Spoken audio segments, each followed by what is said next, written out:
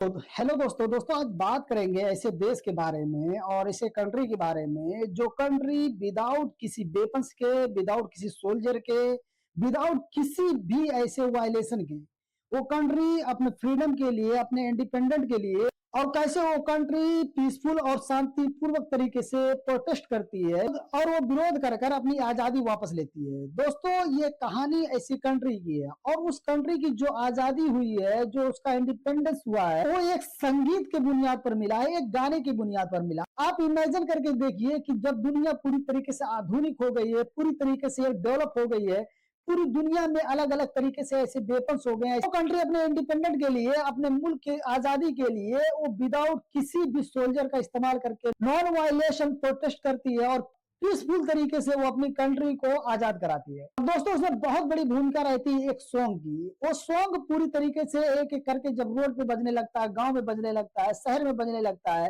तो ऐसे दिन पे दिन फैलते जाता है और एक दिन ऐसा आता है कि उसी कंट्री का एक बहुत बड़ा स्टेडियम रहता है, उस स्टेडियम के अंदर लाखों लोगों की भीड़ इकट्ठे होती है और उसी सॉन्ग को गुनगुनाने लगती है, उसी सॉन्ग को गाने लगती है। ये एक सॉन्ग था जो एक देशभक्ति का सॉन्ग था। जब वो सड़कों से लोग निकल कर, जब गांव से लोग निकल कर, शहरों से निकल कर जब संगठित होने लगे, तब लोग इकट्ठा होकर यही सॉन्ग गुनगुनाने लगे। दोस्तों ये गाना एक प्रतिरोध का था और एक एग्रेशन का था उसी सिस्टम के खिलाफ जो उनके ऊपर रूल कर रहा था। दोस्तों जब सामने वाली कंट्री ने उस कंट्री को ऑक्युपाइड कर लिया, जब वहां पर पूरी तरीके से कब्जा जमा लिया, तब वहां के जो लोकल सिटीजन थे, जो लोकल नागरिक थे, तब इस घुटन से बाहर निकलना चाहते थे, लेकिन उनके पास वो संसाधन नहीं था, क्योंकि जो सामने वाली कंट्री ऑक्युपाइड किया था, जो सामने वाली कंट्री ने कब्जा किया था, वो कोई मामूली कंट्री नहीं थी, वो कोई मामूली लोग नहीं थे, वो उस समय के सबसे ताकतवर यूनियन थी, इसका नाम है सोवियत संघ। दोस्तों सोवियत संघ ने 1940 के दौरान ये यूरोप की एक कंट्री है उसके ऊपर कब्जा कर लेता है जिसका नाम है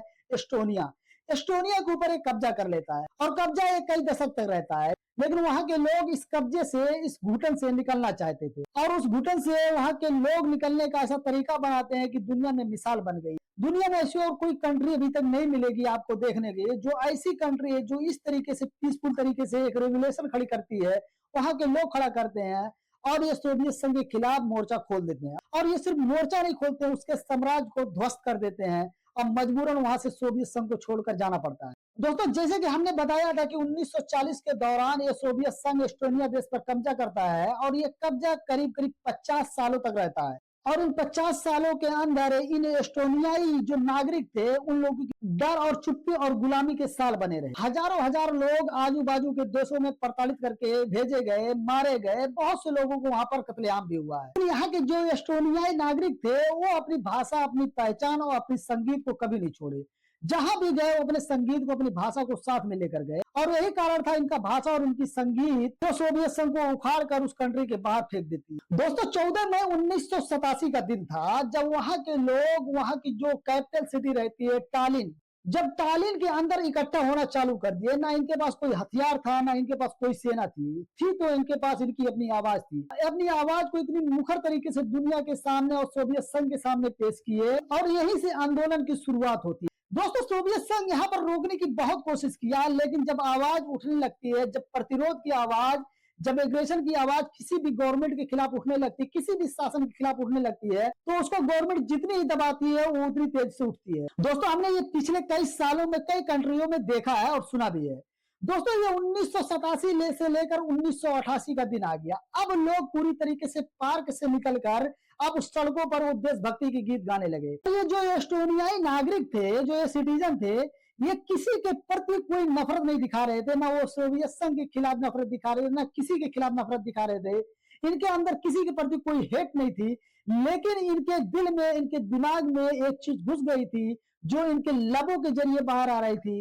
ये लोग वही देशभक्ति का गीत गा रहे थे कि बोलो कि हम आजाद हैं, और आजादी का नगमा ये सड़कों पर गाना चालू कर दिया। दोस्तों फिर आता है दिन 23 अगस्त 1989 का, यानी 1989 को, जब उस कंट्री के लिए एक हिस्टोरिकल मोमेंट आता है। ये इतना ज्यादा हिस्टोरिकल मोमेंट रहता है, ये तारीखों में और ये हिस्ट्री में बाकायदा छप जाती है। दोस्तों ये दिन वो था, दोस्तों ये एस्टोनिया, लतविया और लिथुआनिया, ये तीन कंट्री के लोग कमो बेश 2 मिलियन लोग इकट्ठे होकर एक ह्यूमन की चैन बनाते हैं जो सड़कों पर निकल जाते हैं और ये सड़कों पर निकल कर इस तरीके से प्रतिरोध करते हैं, इस तरीके से विरोध करते हैं, और ये इतना बड़ा क्राउड 20 लाख लोगों का इकट्ठा होकर बिल्कुल पीसफुल तरीके से, बिल्कुल शांतिपूर्वक तरीके से ये सोवियत संघ के खिलाफ विरोध करना चालू कर देते हैं। और ये विरोध इतना व्यापक हो जाता है पूरे ऑल ओवर एस्टोनिया कंट्री के अंदर कि सोवियत संघ को मजबूर होना पड़ता है। सोवियत संघ की पूरी फाउंडेशन हिल जाती है। सोवियत संघ को यहाँ से मालूम हो जाता है कि अब यहाँ ज्यादा दिन तक रुकने वाले नहीं है। अब यहाँ के नागरिक और यहाँ के लोग जो है वो अवेयर हो चुके हैं, वो जागरूक हो चुके हैं।